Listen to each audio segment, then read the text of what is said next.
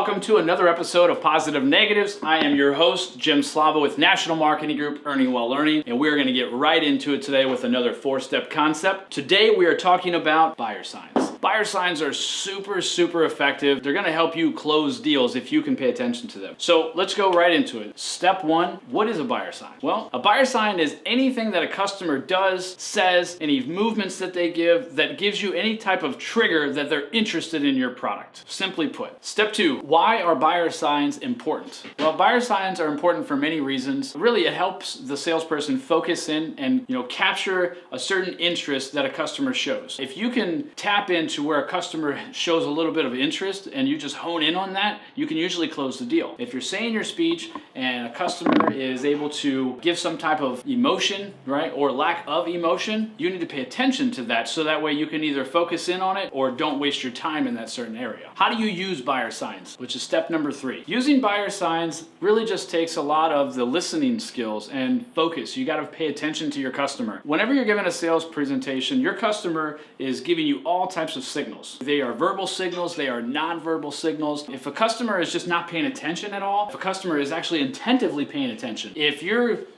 giving your sales presentation and a customer is smiling and nodding with you, that's fantastic. You need to pay attention to that and you need to use that to your advantage. If I'm ever talking to a customer and I say something like, hey sir, yeah, this product, it can be yours for only $9.99. And if the customer then asks me a question that says, so hey, everything sounds pretty good, but how much did you say it was? Right there, the way I answer that question is going to determine if I close that customer. The fact that they're asking me the price again tells me they're interested. And if I don't pick up on that and go right in for the close, then I'm a loser. I'm not a good salesperson. I need to understand that. I need to attack it and I need to identify it so I can go in and I can help close the deal. Because sales isn't very tough if you are paying attention. Step number 4, what happens if you don't use buyer signs? Biggest waste to say, it's gonna be a waste of time. One of the beautiful things about sales is that you really can impact your own income based on your own effort. And I don't know about you, but I like to maximize my efforts every minute I can. So if I'm talking to a customer and I can go in for the close because I see an area of interest, it's gonna save me time, which is gonna make me money, which is gonna build my confidence, which is gonna all help me put more money in my pocket. You guys gotta pick up on that. And if you do not use buyer signs, you're gonna waste time, you're gonna eventually lose sales,